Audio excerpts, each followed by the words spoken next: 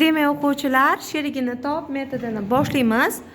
Ushbu metodimiz uchun doskada yozuvchi va shoirlarimiz va ularning asarlari yozilgan. Siz uning sherigini topishingiz kerak bo'ladi. Demak, Dilnoza.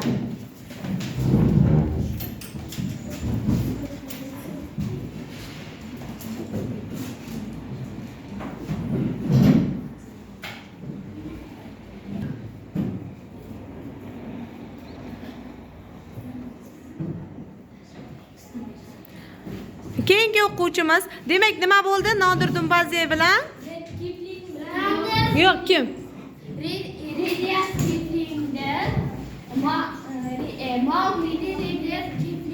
Barakalla. O'tirib olamiz. Keyingi o'quvchimiz Diana, chiqamiz.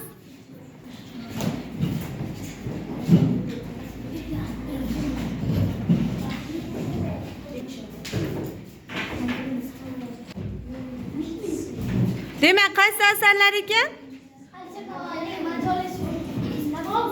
Asar, barakalla. O'tirib olamiz. Keyingi o'quvchimiz Yasmina.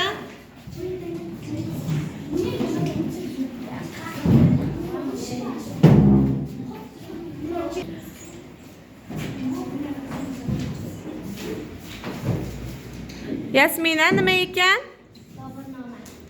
Boburning, to'g'rilab aytamiz qoidamizni. Barakalla. Keyingi o'quvchimiz chiqadi. Yasmina o'tirib ol. Barakalla. Asila.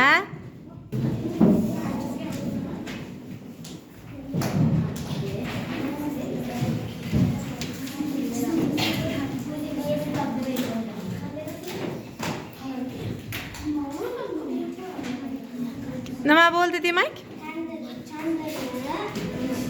Tandir asarini. Barakalla, o'tirib olamiz. Keyingi o'quvchimiz